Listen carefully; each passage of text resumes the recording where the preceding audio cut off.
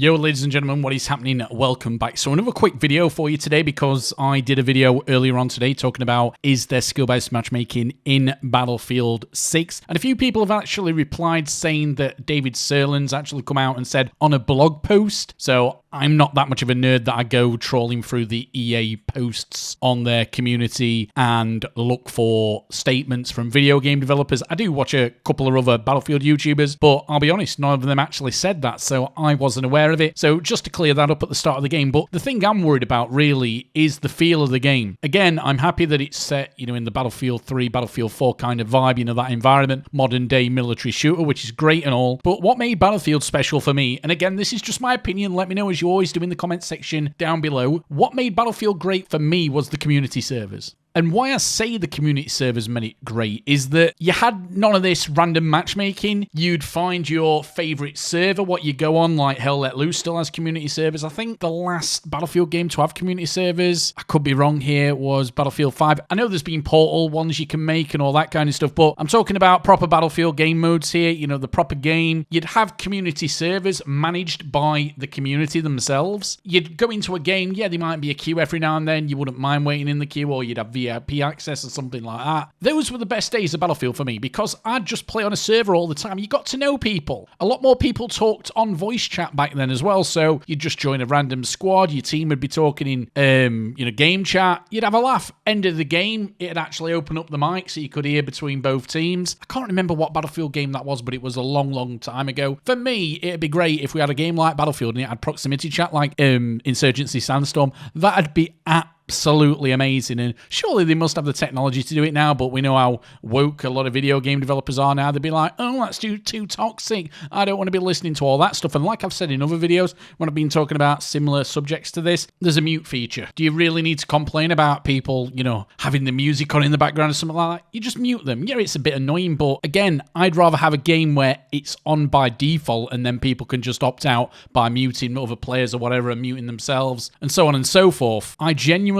think that is the heart of Battlefield and what Battlefield should be. And with us having no server browser for the main game, yes, there's going to be server browser for Portal, but I couldn't care less about Portal. I want to play, the actual game. I might dibble in Portal mode or whatever later on in the game's life cycle. But when the game first comes out, I want to be playing Battlefield 6. I want to be playing everything new and everything fresh within the game, not remade content, what's given a graphical update and a few bits and pieces twisted and modified, etc. Again, I think Battlefield 6 is going to be a great game. It will definitely be a great game, Battlefield 6, but I'm just concerned about that we're going to have a massive cheating problem. And again, the thing is with community servers, the moderators within those servers would actually do a better job than some kind of an automated system, which you get in most AAA video games now, which don't even work. In a community server, you'd have a group of people that play on there all the time. If some random person come in and started absolutely doing brilliantly, that'd get flagged to the moderator on any given server, and then they'd have more back-end tools to actually see, is this player cheating or not, and then they take appropriate action. It'd be a lot better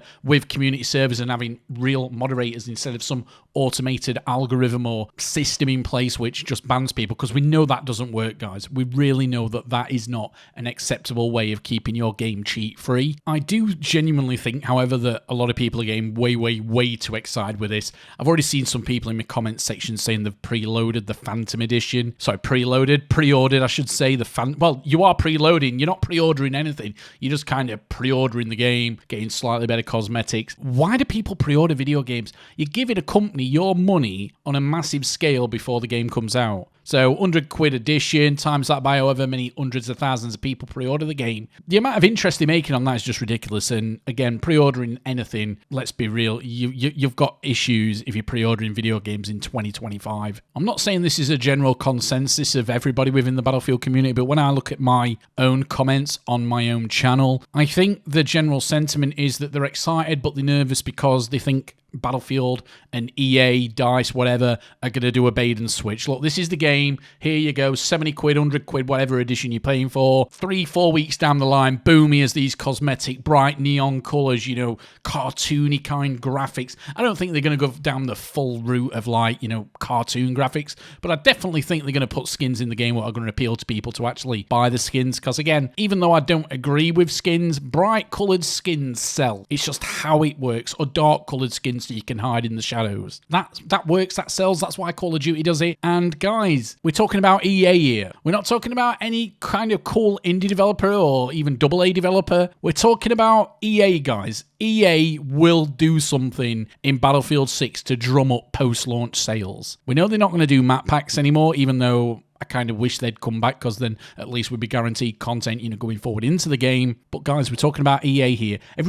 Everybody kind of forgets that we're dealing with EA. Activision are scum. Microsoft, who obviously own Activision, haven't changed anything. And are EA going to do anything different to Activision? Of course they're not. Yes, we might get a more refined military shooter, but there's going to be things coming to this game in the future what not everybody's going to agree with. But again, this is just my opinion, guys. I am genuinely excited for the game, but a lot of people are like me. They're excited, but they're apprehensive at the same time, because we kind of can't trust EA to do, a bait and switch situation. We've had it before with Battlefield 5, where all these content creators, shills, whatever you want to call them, corporate chess pieces in between the viewers and the video gamers. They're kind of like go-between gamers and the developers, publishers. We've seen it before where they've done the bait and switch, saying, Battlefield 5, best game ever. Westy said it. I'm sure some other YouTubers said it who I'm not aware of. They've all said it before. Battlefield 5, best game ever. And we all know how that ended up. So don't want to get carried away. Some people in the comment section are saying they're pre-ordering, and I really want to write a comment back going,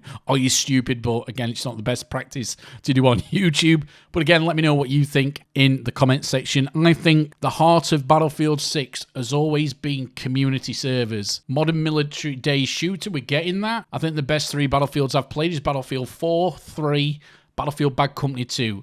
They are my favourite 3. They're not in any particular order. And I think that to get back to where we was at with those, we need community servers. I love playing community servers more than the official servers. If you look at Hell Let Loose as a comparison, that game is just brought to life by these community servers and what they offer compared to just the generic servers from whoever the game's made by.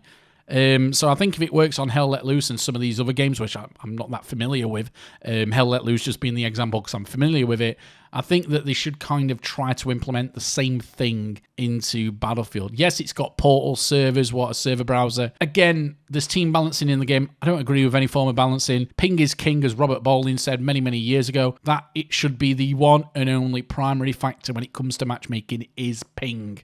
And that's pretty much it for today's video. Guys, if you've enjoyed the video, please leave a like. Let me know your thoughts, feelings in the comment section.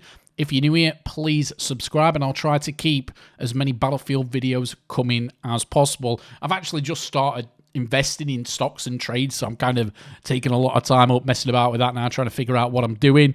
So yeah, I'm having a bit of fun there. Again, Warframe gameplay in the background, and I'm having a lot of fun playing that game too. So yeah, thanks for watching, guys. Love you all. Have a great week at work, school, uni, whatever. Even though it's the 6-week holidays, have a great holidays. Ta-ra, bye-bye.